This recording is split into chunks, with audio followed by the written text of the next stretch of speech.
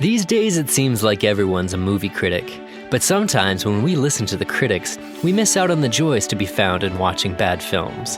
That's where we come in. In Defense of is a movie podcast where we watch universally panned movies on purpose and challenge ourselves to focus on the positive and redeeming qualities of those films. Maybe it's the music, cinematography, acting, or just some unintentional humor.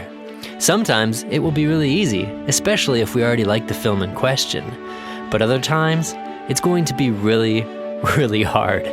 Either way, we're bound and determined to find something worth liking, and might even learn a thing or two along the way. So take off your cynic pants and buckle your seatbelts. In this episode, we play devil's advocate in defense of 2003's Gigli.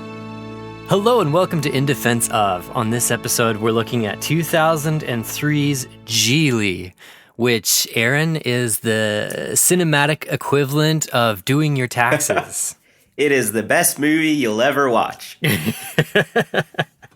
Aaron, this movie is like proof of concept. You know, when we talked about doing this podcast, about finding things to like about terrible films, I don't think we were prepared. No. For Gigli. No, not at all. This was a struggle for sure. Yeah, this is a total struggle. This is like proof of concept. If we can find something here, then I think literally any other movie will be easy. Yeah. So here we go. The Holy Grail is set before us. Gosh. So, Aaron, when was the first time you saw Gigli? Oh, so I've never seen Gigli. I purely watched it. First time watching it was for this episode that we are recording now. Mm-hmm. Apart from that, all I've ever heard was just all the negative comments and things that were surrounding this movie. But other than that, I knew nothing about it. Yeah, same here. I knew nothing about it. I know that we had, in preparation for this podcast, we curated a list of movies to take a crack at, and this one stood out to me. I'd never seen it. I'd always heard about it, and up until 48 hours ago was calling it Gigli. I had no idea. Yeah. And I knew about, same with you. Like, I knew there was a lot of buzz around how bad it was, and just how monumentally unsuccessful it was, but I didn't understand why, and of course never watched it. Mm-hmm. And yeah, Aaron, I gotta tell you, man, this movie's worst crime is being so long and drawn out. Yes. This movie's 2 hours long. I don't know how they made this movie 2 hours long. They stretched it out way too much. Every single scene in this film lasts about 3 times as long as it should. And some of the stuff that happens in this film is so cringy, so mind-boggling that you just about like it's like watching a high school play crash and burn in front of you. Like you're shaking your head, wondering what the heck you're watching. Where are you going? It's turkey time. Huh? Gobble, gobble. Yeah, I had to watch this movie in 2 parts because it was that painful to get through. Yeah, I hear you. If I put it this way, if we didn't research this and dig into why it turned out the way it did, I would have easily dismissed this as probably the worst film I'd ever seen in my life. Mm-hmm. Like it's that bad. Yeah. Anyway, so Aaron, what is Gigli about? So I like have the hardest time with that. Hey, it's Gigli. Yeah, it rhymes with really. Yeah, you got to get like the mafia Jersey accent on. I'm not good at it though. I'm terrible at it too. Yeah. So this movie stars Jennifer Lopez. I almost said Jennifer Aniston. And Ben Affleck. And so it's it's kind of supposed to be a mobster type movie, but with like a love romance in it. That's obviously between Jennifer Lopez and Ben Affleck. Hmm. So in the movie, Ben Affleck is a gangster, kind of like I wouldn't put him as a hitman, maybe like an enforcer of a mob boss of some sort. And Yeah, then, he kind of seemed like a goon. yeah, definitely a goon. I feel like goon is the perfect word to describe him in this movie. Um, and Jennifer Lopez is like a third party contractor that gets hired on to help him because Ben Affleck is a bit of a bumbling like fool in this movie.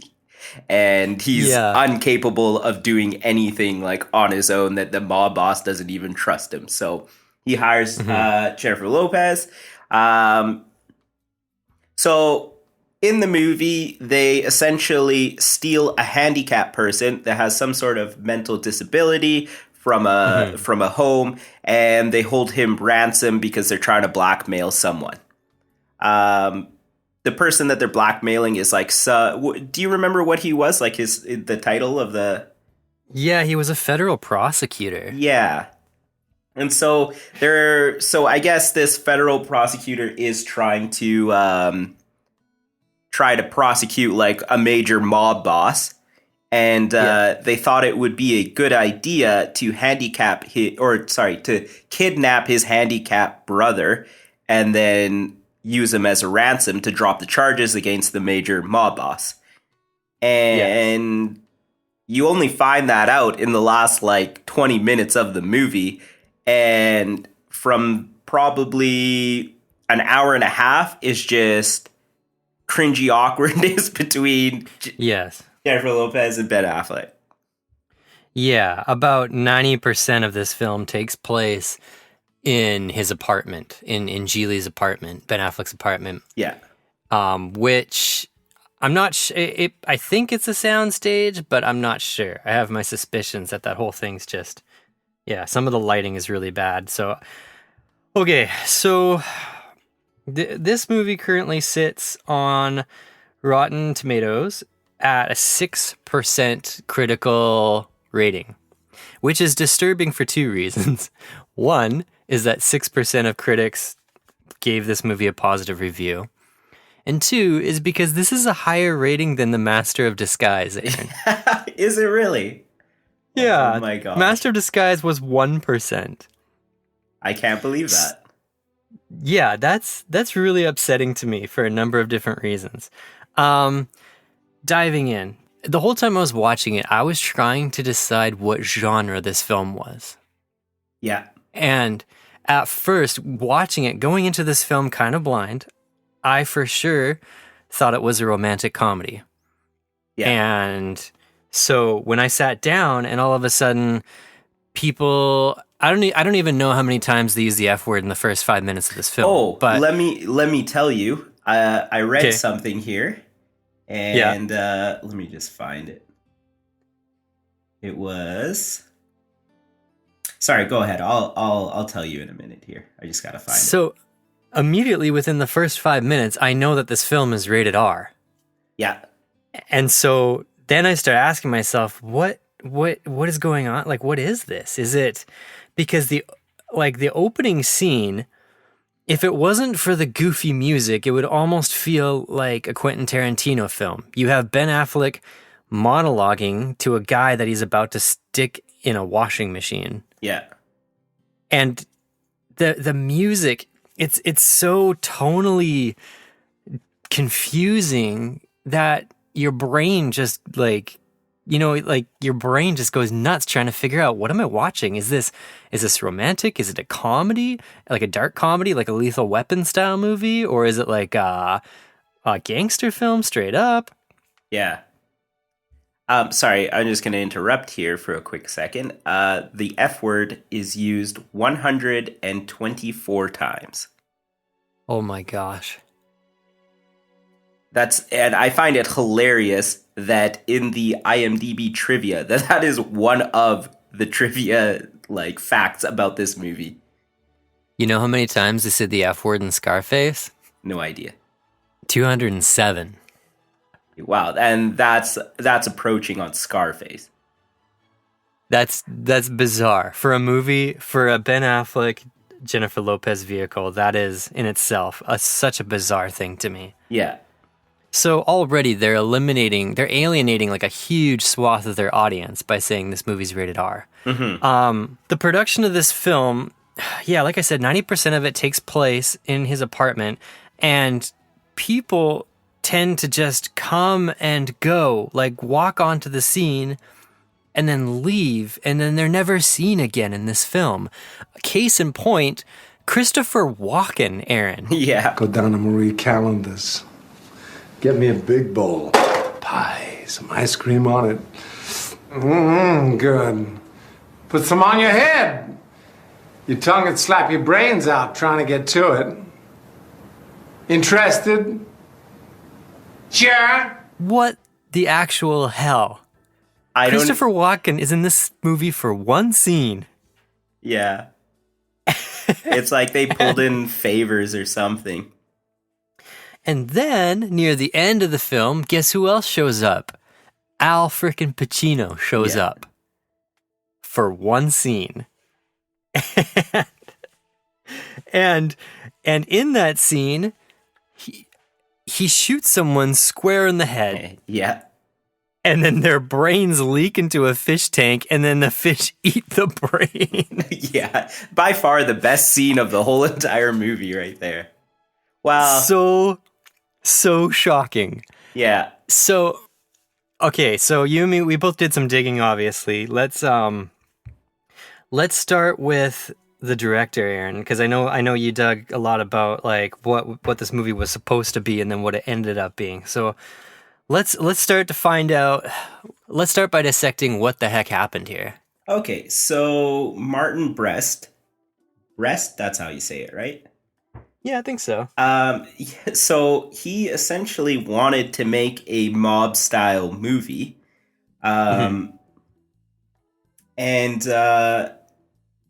at the time, I guess Jennifer Lopez and Ben Affleck has started their relationship, and the studio company wanted to cash in on their relationship and try to milk it for whatever money that they could.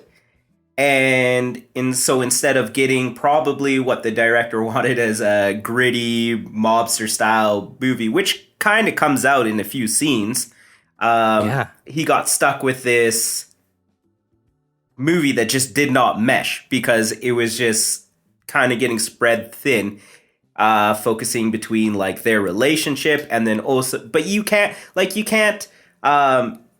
a movie where it's like you're supposed to like the characters and they're supposed to be all like lovey and whatnot, and then also make them violent and murderers at the same time.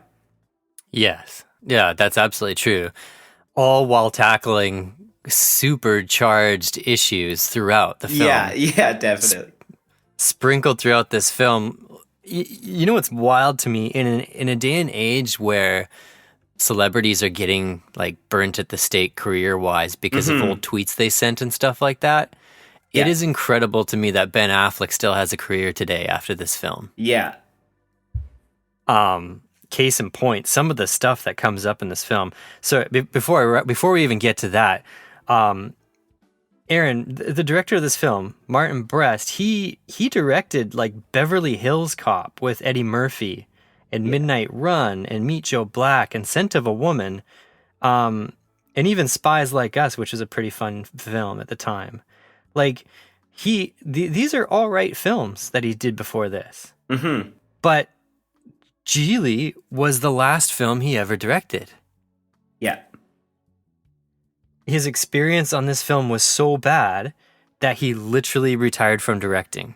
Yeah. Well, what I read here is some people say he's in a hiatus, but essentially is a nice way of saying that he's no longer making movies because it was so terrible. So much bad backlash. 2003. Yeah, that's a bit of a hiatus. That's just a little bit of time. Oh, this poor guy. I can just imagine him having this vision, you know. Yeah. And then the studio. And by the way, the studio is Columbia, right? Which is ultimately under the Sony banner.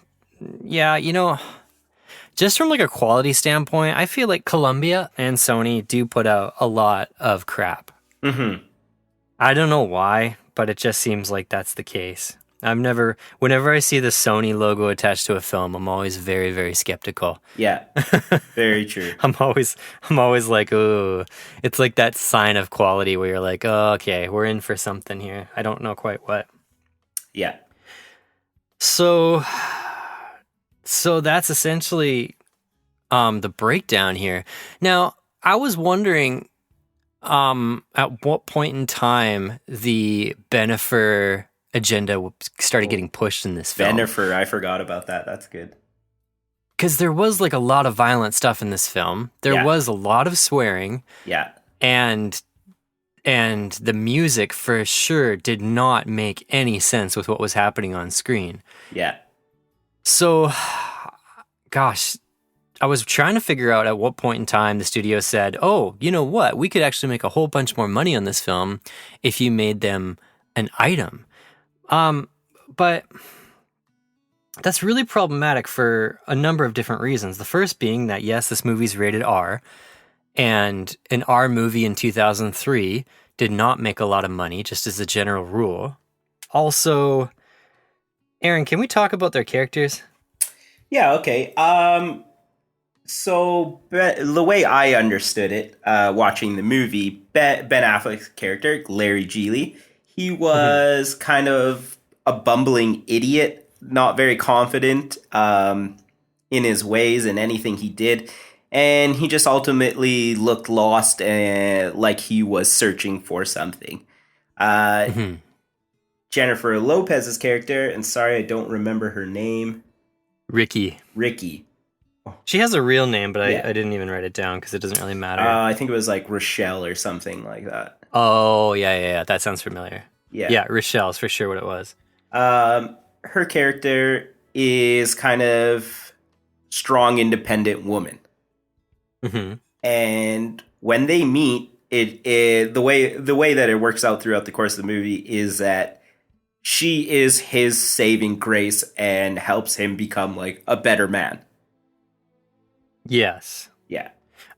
That's true. Now, Ricky, her character is a lesbian, which I had no idea going into this film. No, neither did I. That really surprised me because I thought it was going to be a lot more straightforward than it ended up being. So Ricky's a lesbian, and Ben Affleck, he's like in this world, but he doesn't really seem like he belongs there. He does this whole tough guy shtick, but as they kind of push in the movie, he's sort of softer than that. He's a lot softer than that. Yeah. There's even this really hysterical scene when he has his shirt off in the bathroom and he's flexing and doing all this stuff. Yeah. And he's just like, I mean, this guy went on to play Batman, which is amazing to me because in this scene, you're just like, oh gosh, no, like he looks so like wimpy and it's just so sad to watch. But yeah, I did not expect that. And then of course, in their custody is this intellectually challenged guy that, well, at first he calls him Bob, and then I think what was his real name, Aaron? Do you have his real name? Oh, yeah, give me a second here. Brian. Brian. So Brian is the name of the federal prosecutor's son, who's intellectually challenged. Brother. Sorry, not son, brother. So, so in this apartment, 90% of this movie takes place between a lesbian, Ben Affleck trying to be a tough gangster, and an intellectually challenged individual, who's not played by an intellectually challenged individual, even though they had a bunch of intellectually challenged individuals on set. For that scene where they pulled him out of that home where he was staying, that institution where he was staying. Yeah. So already this movie is walking on like some crazy eggshells, and it crosses a ton of like just mind-boggling lines. Ooh, it's almost stressful to talk about. Yeah, Brian, the handicap. He was by far the best actor in this movie. Yeah, I think so. I think so. I think the only thing about his performance that bugged me was that he rationalized and explained himself a lot. Yeah. He seemed very high functioning most of the time. Yeah. But again, yeah, as far as performance goes, he definitely did the best job with the material he was given, for sure. Yeah. There's a couple things I have in my notes here, just to kind of get out of the way before we can start talking about some positive stuff here. The first one was, there's this scene which blew my mind where Ricky's lesbian lover bursts into yeah. oh my god, bursts into the apartment, goes on a ranting tirade against Gigli, saying, "Is this what you want? Is this what you need? This man, this blah blah blah blah blah," thinking that she automatically assumes that Ricky's cheating on her. Yeah. And then, oh my god, she goes to the kitchen, grabs a knife, and slits her wrist. Yeah. So, like, extreme. Oh my god. And the next scene is like, boom, we're in a hospital. And then boom, that character is out of the movie for the rest of the film. Yeah. She's just gone. When that was when Ricky, Jennifer Lopez, was said she was a lesbian, I thought originally it was like, oh, she's making an excuse because here's this dopey guy that she's really not into, and she obviously doesn't want to have a romantic relationship with it. It's not uncommon for women to say like, oh, I'm a lesbian. And then that scene happened, and I was just sitting there like, I guess she's a lesbian. Yeah. So I get, and her partner doesn't seem to know what she does for work. Yeah. Well, like, I guess her lesbian partner there was some psycho. They weren't together anymore, and she left her, and she stalked her and showed up. But what I don't understand, and this is probably the biggest plot hole for me, is that they abduct this handicapped guy, Brian, and they take him back to his apartment. And federal agents aren't able to find this kid, and no one like comes barking to, trying to look for him, trying to get him back or anything. But yet there's this lesbian partner that finds them, and I don't know, and just bursts on the scene just out of nowhere. Yeah, and the scene at the end also didn't make any sense, too, because with Al Pacino and him going like, oh, like, you think it's all right to steal a federal prosecutor's brother? Like, you have the whole FBI on my back. And so if the whole entire FBI is on your back, like, wouldn't they be looking for the kid? Sorry. Yeah, exactly. Because in the context of this film, everything that doesn't happen in that apartment is told to us, not shown to us. Yeah. And that frustrated the heck out of me, because there's probably the most cathartic thing for me in this film was at the end there. Well, spoilers alert. Obviously, this episode's full of spoilers, but it was so cathartic to have Al Pacino just yell at these two characters. Yeah. And just I was thinking to myself, my wife Brie watched it with me, and I said to her, do you think that Christopher Walken and Al Pacino got a different copy of the script than everyone else? Because they are playing it to the rafters, just acting their balls off in this film. Yeah. Mr. Stockman. I know my fucking name, you piece of shit!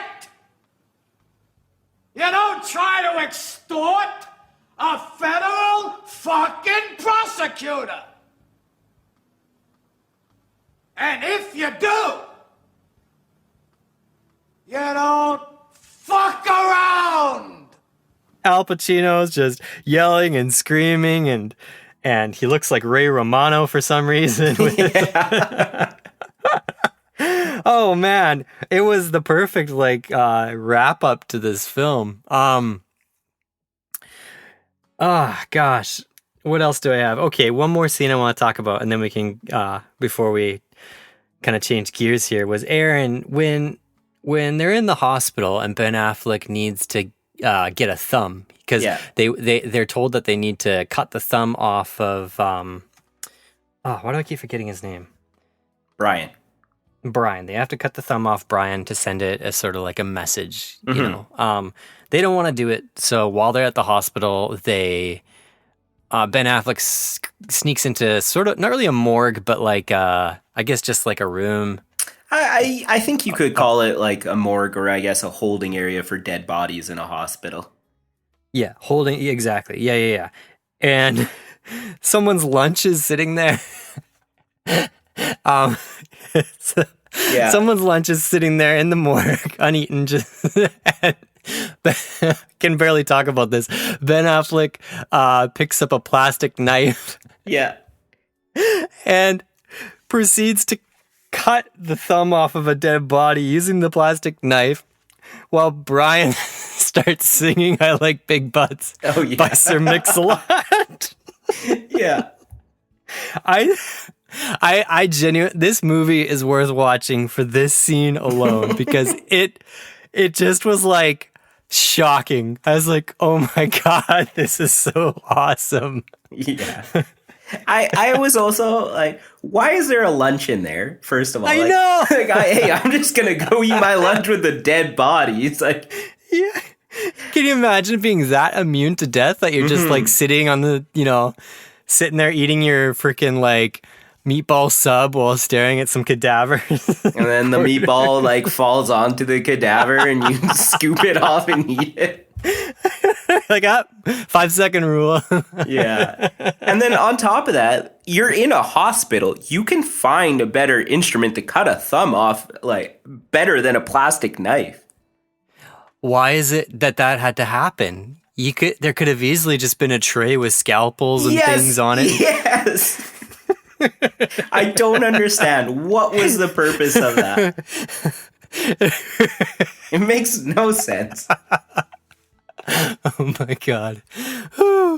I don't know, but someone's going to be pissed when they come back from break and find out that, hey, where's my knife? No, what you don't know is the guy was just sleeping somewhere in there among the dead bodies, and he's gonna just wake in the up. corner. Yeah. Just like I'm just gonna pretend I'm dead right now. There's this common misconception out there that the movie didn't somehow do well or wasn't well received. People think that, Jay. No. Yes, they do. I know it seems crazy to you and Kevin. Well, what's up, man? But, what's up, man? Yeah, I see you. But I wanted to just kind of set aside some of these misconceptions and read some of the love that I've gotten from the press corps of America, the reviews for the movie. Oftentimes they'll put them in the advertisements, and I'm going to go ahead and plug the movie now because it is still out. So I'd like you to hear. These are actual reviews? These are actual reviews that I culled because I pay attention to these things for the movie. So I'm going to read these, and you let me know if you think it sounds like something you want to see. Such an utter wreck of a movie. You expect to see it lying on its side somewhere in rural Pennsylvania with a small gang of engineers circling and a wisp of smoke rising from the caboose. Hold on. That was a mistake. I didn't mean to pull that one. Speculating that the $3.8 million Gigli earned at the box office came from the purchase of two $1.9 million tickets purchased by Ben and Jen. That was Bunsen Television. I want to give credit where credit's due here. A black hole, Gigli. A black hole that sucks reputations, careers, and goodwill down its vortex. So. Gigli is so horrible, I had to go clean my palate afterward by watching Glitter. Wow. You don't see that every day. That's not finished. A bigger mess than the Exxon Valdez. Gigli will, this is true, I couldn't make this up. No. Gigli will appeal to celebrity gawkers and the certifiably insane. If that's not an endorsement, I mean, save $10 in your dignity. Gigli is at war with itself and no one wins. The second to last one is Affleck and Lopez are so taken with each other they don't need an audience. Good thing, because they're not going to get one, not with this stinker. My favorite review, though, the best one I have to say, that was Peter Travers of Rolling Stone. Very nice, touche. Was the New York Times, ran a headline after the box office was less than we'd hoped. So the headline was, Ben and Jennifer finally get some privacy. So, Aaron, if we're looking for redeeming qualities in this mess, because it truly is a mess. There's no doubt about it. Anyone would say that this is a misguided mess of a film. This movie has 3 Academy Award winners in it. Yeah. Which is insane to me. But if we're talking about redeeming qualities, the basis of this podcast, what's there to redeem? Why should anyone ever, in the history of this universe, watch this film? So like what I was saying is Ben Affleck, bumbling idiot, doesn't really know where he belongs, kind of fumbling his way through life, trying to figure out. So at one part in the movie, there is a sort of a monologue that Ricky, Jennifer Lopez's character, gives a little bit of a speech to him about masculinity and just about how men are always painted to be like a certain way, like a tough guy, hide your feelings deep down. And so what I was thinking is that is still a very large issue of today, where us as men are, basically taught to hide our feelings and whatnot. And I like that the movie actually brings this to light here, because, and I like the fact that Ben Affleck's character also plays very strong into this. And apart from, I think if they would have kind of dropped the whole lesbian side of Ricky, then it would have made it a bit more impactful. I don't know. I think so. I kind of wish, another spoiler, I guess, they end up together at the end.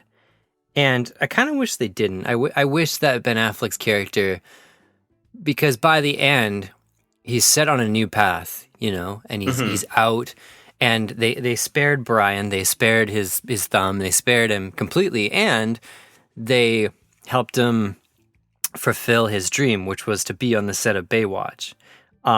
It wasn't quite Baywatch, but it was, the next best thing, which is a bunch of people partying on the beach, I suppose. And that to me, it was a nice message.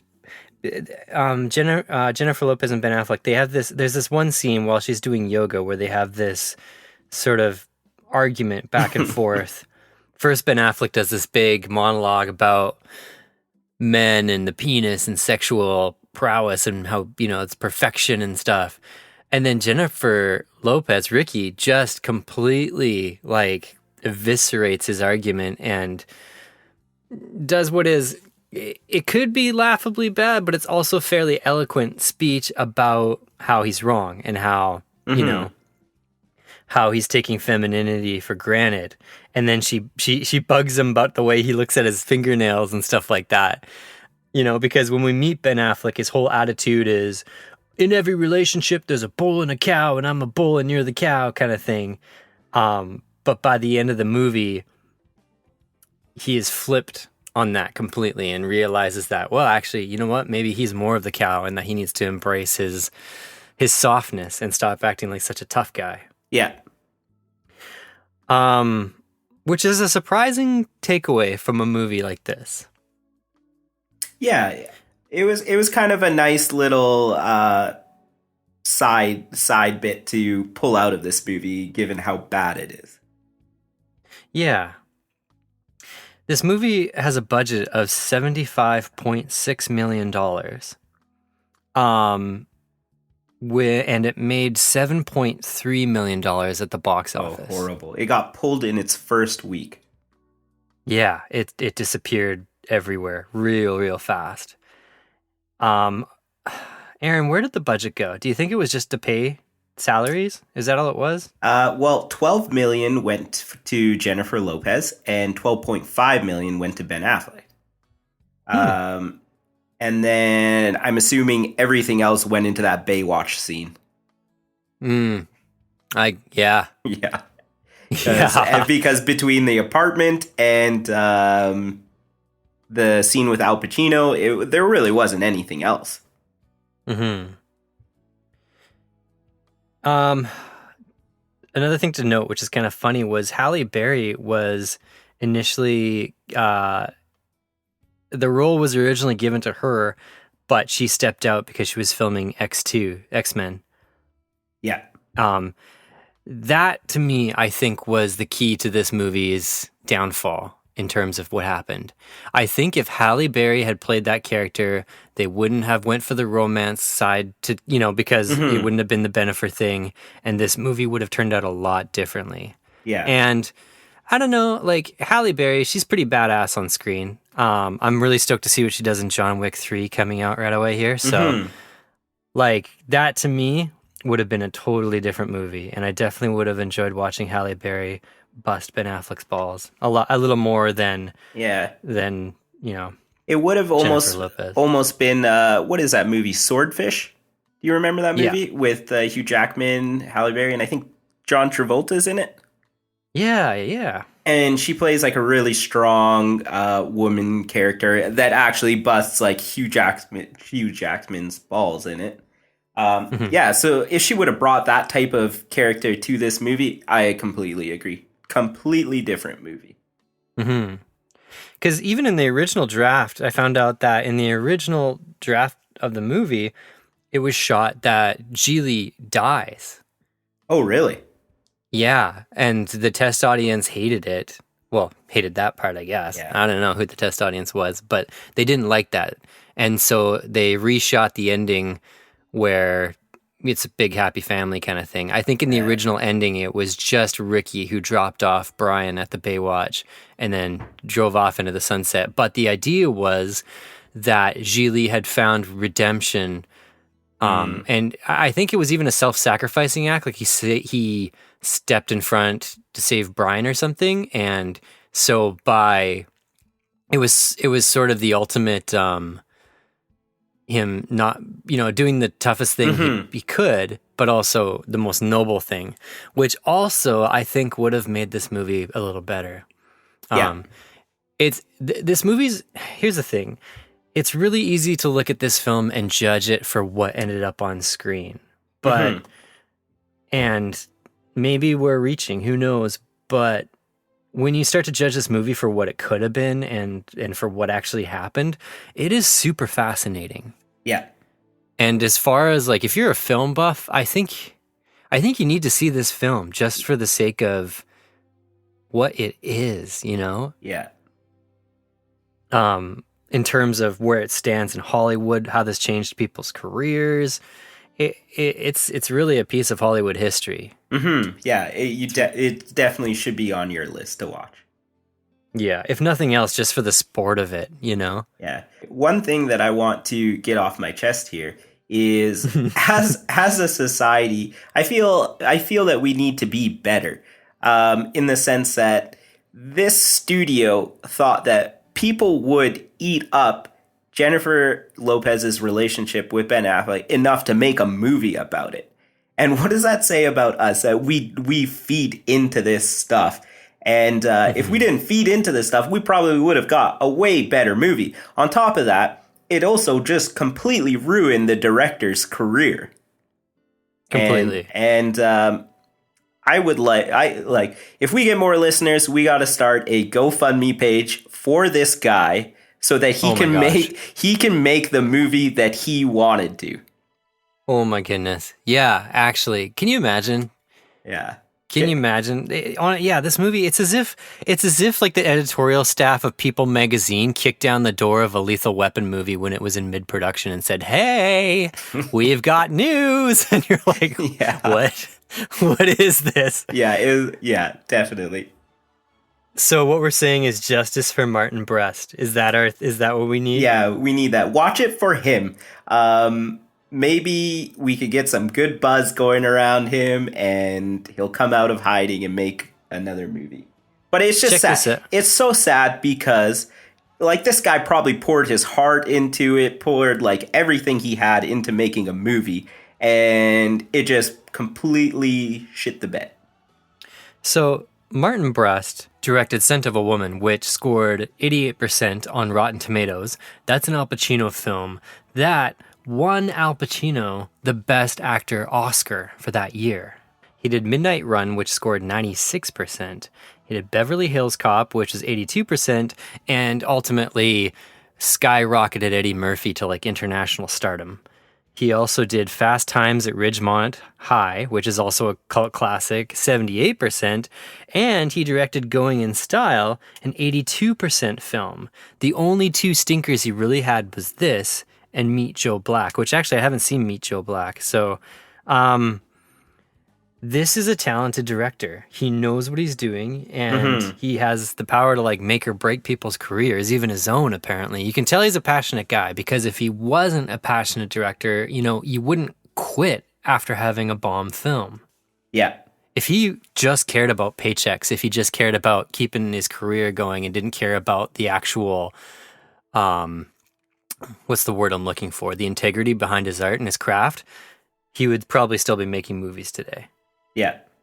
Which tells me that he got robbed. You know what I'm saying? Mm-hmm. And just even reading all the comments and the trivia and stuff, like everyone who was on the set of the movie just had glowing reviews of him. He just sounds like an amazing person. Oh, this poor guy. This poor guy. This is why I hate... This is the kind of stuff that always drives me nuts when I think about like Columbia movies and like anything under that banner, because the studio interference is just outrageous. Yeah. I don't know where this movie stands in terms of studio logic, like if they always did stuff like this, or they just started doing stuff like that around this time when they realized that gossip columns could sell tickets, but evidently not, because no one went and saw this flippin' film. It made no money. Yeah. It was almost like a creepy social experiment, you know? But after... Sorry, go ahead. They probably sold more magazines than they did movie tickets off this stinking film. Yeah. There hasn't been a movie that's came out since that has tried to capitalize on like a celebrity relationship, has there? I would argue maybe that Mr. and Mrs. Smith with Brad Pitt and Angelina Jolie had a very similar tone. But they didn't hook up until after, or it was during on set when they hooked up. That's true. What about the Vince Vaughn, Jennifer Aniston? Were they together in real life when that happened? No. Film? No? I think... Oh, I want to say that is the time that she was dating Brad Pitt, I think. Oh, okay. And then, See, it was later down the road that I think they had a relationship. Guaranteed there's someone listening to this right now just screaming at their device, because they know of at least a couple films where this has happened since. But I just can't think of any off the top of my head. Yeah. I get them confused. I really do, because like the Hollywood dating scene is such a revolving door sometimes. It's so hard to keep track of who's with who. But yeah, no, I don't know if this has to this degree where like the entire premise of the film changed because two people were dating. Yeah. Maybe Gigli was like the lesson to be learned, and that's why it never really came up again or happened again. Yeah. Oh, what about that Miley Cyrus and Liam Hemsworth movie? No, I think they started dating after that movie as well. Did they? See, there's a lot of instances where movies bring people together. Yeah. A lot. But I don't know if it's based off. I don't think the movies. Yeah, I don't know if they changed fundamentally to the degree that this did. It's very interesting, though. Yeah, I don't quite know what the studio logic was behind this, why they thought it would work.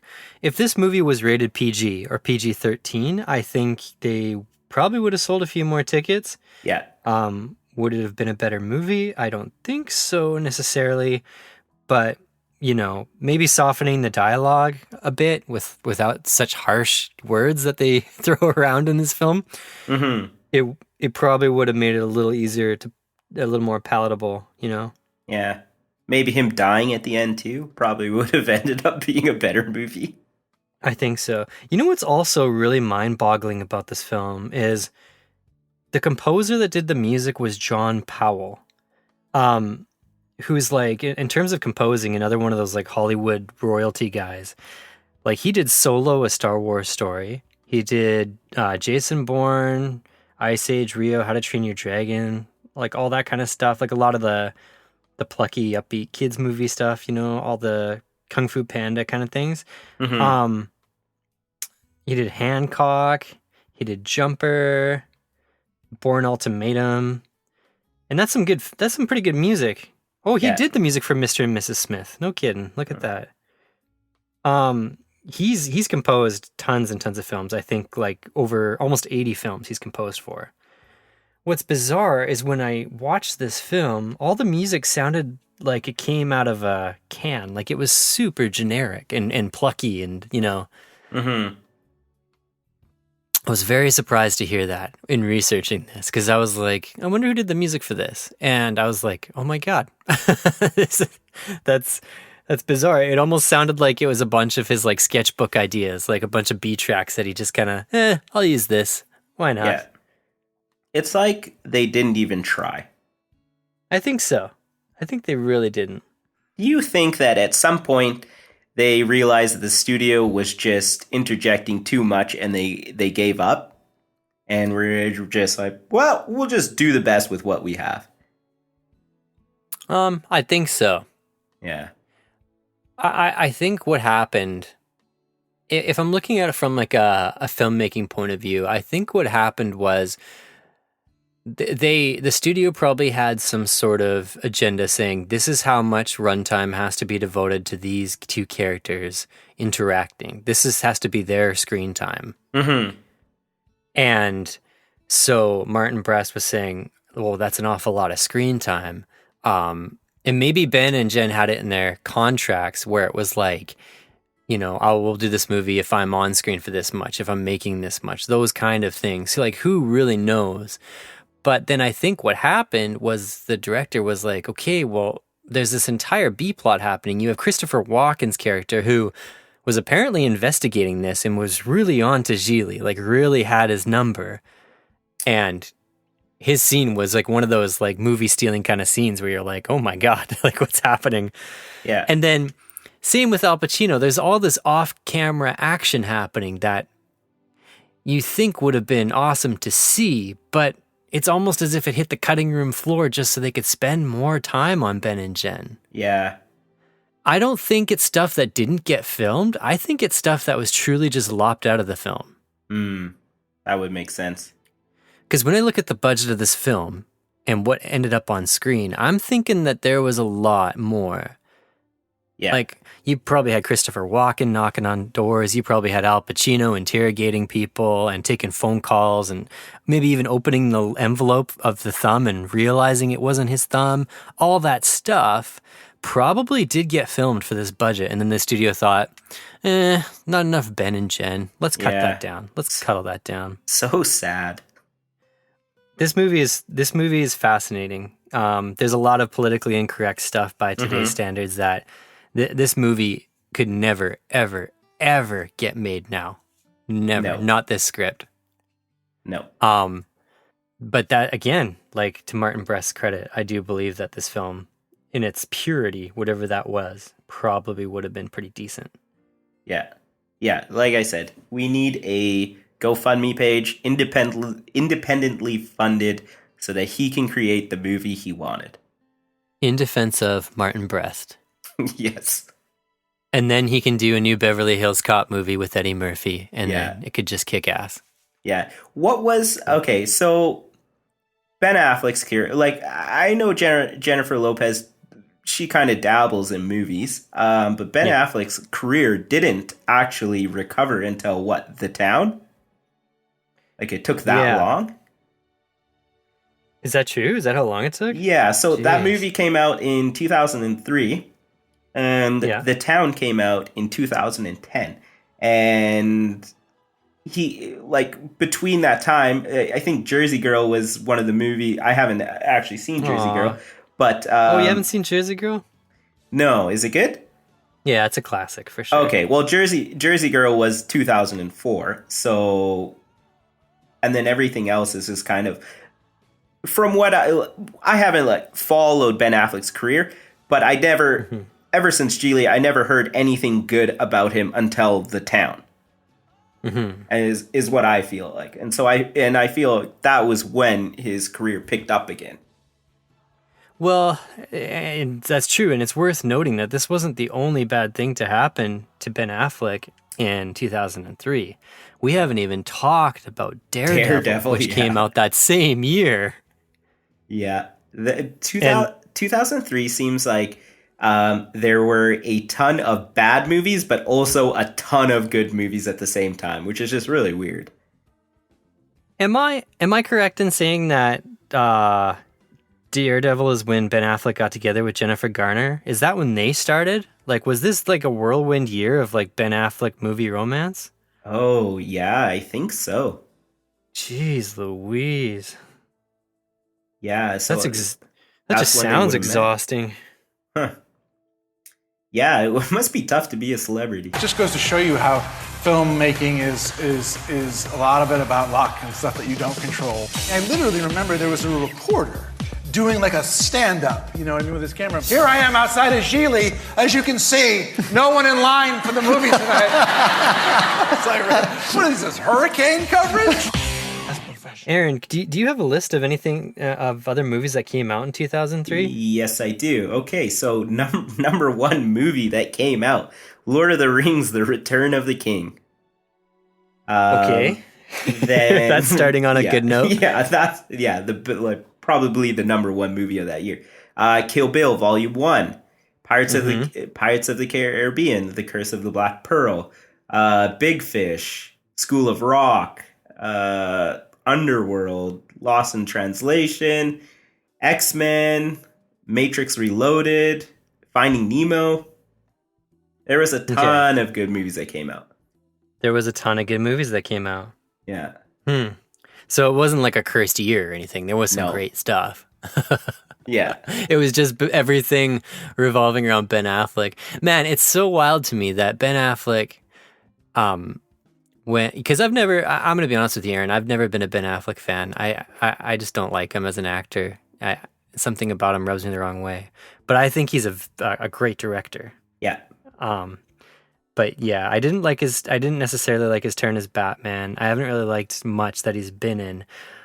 But that being said, to his credit, I find it so amazing that he bounced back from this year, in particular, 2003, to go on to be an Academy Award winner and to make a couple of the better films in the last little while. This is a total rabbit trail, but have you seen The Accountant with Ben Affleck that came out? Yeah, I saw that. That was a good film. He does a really good job in that film, I thought. I was also going to point out that that's why he has the phoenix tattoo on his back, because like the phoenix, he rose from the ashes. Is that what it is? I don't know if that's why he has a phoenix tattoo, but that tattoo looks pretty atrocious. But if that's true, like, yeah, for sure. I mean, good on you, pal. Get that phoenix tattoo. Yeah, it would have been just a bad movie, but a bad movie without any, like, no one would have cared about it. You know what I mean? Like, Angelina Jolie had a bad movie that year that came out. Nobody cared. But because I was dating Jennifer Lopez, that made it a big deal. This is a Hollywood miracle that someone could nosedive that hard and then become Academy Award winner. Yeah, I was reading some trivia, and I guess Kevin Smith likes to tell stories about, because obviously they're good friends from, Clerks and all those other movies, but he just always bugs him about Gigli. Yeah. And same with Matt Damon. Like I find it really funny that here's Ben Affleck and his buddies just bug him about the most horrible movie that he's ever been in. Gigli. It's like the trump card. Yeah. Or we could talk about Good Will Hunting. We could talk about who did the bulk of the writing. Kind of answer that one. Sure, that's a good idea. Or you could learn about things that are actually true, like how incredibly short Matt Damon is. Or the fact that Ben's left eye twitches every time you say the word Gigli. What are you doing? Can we cut for a sec? We're going to do the Gigli thing. I'm 5'10 and a half. I mean, if you take out Northern Europe, like, I'm way above the world average. Okay, congratulations. Take 7. There's tabloid rumors that Ben Affleck is a recovering alcoholic, and I wonder if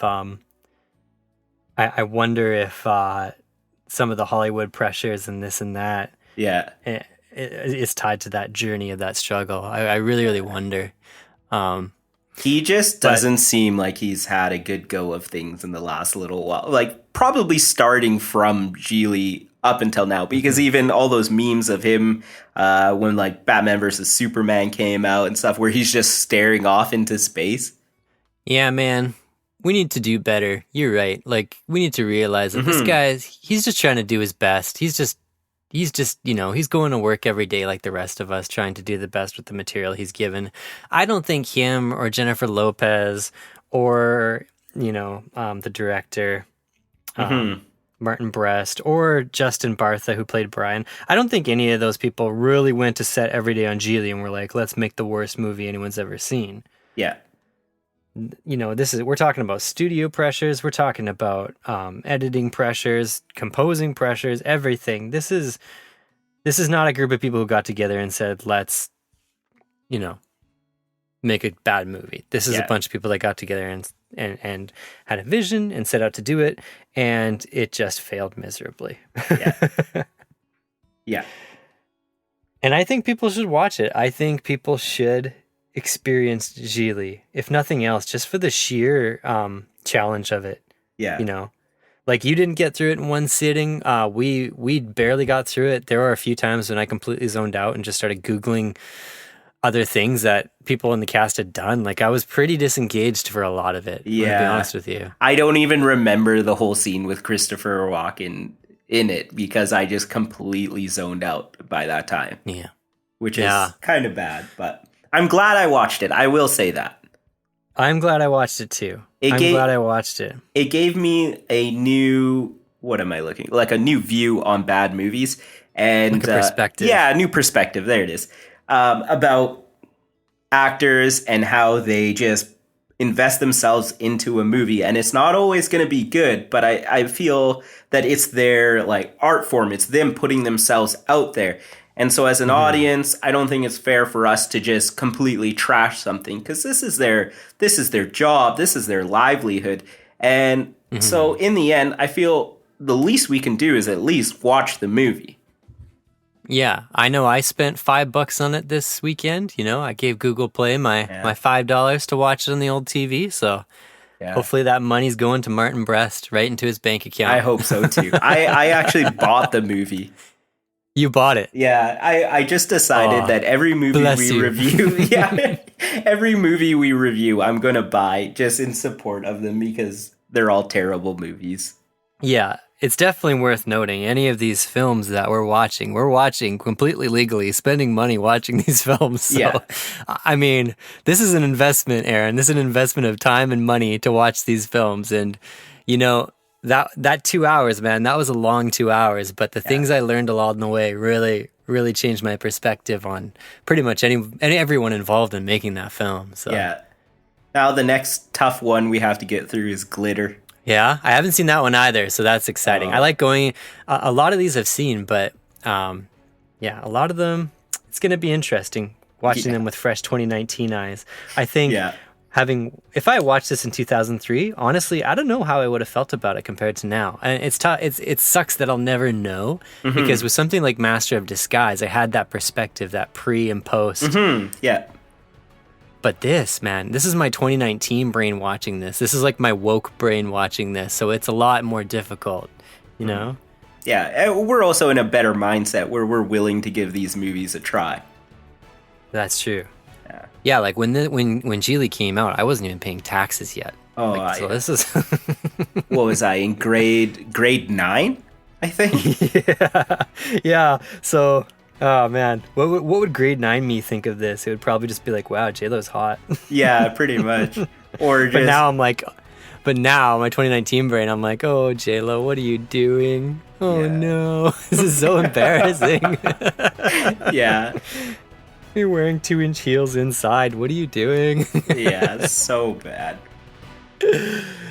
But so good at the same time. Yeah. Well, we did it, Aaron. We did Gigli, and I don't have anything else really to say about it. Do you? No, not really. I feel like we covered everything on this movie.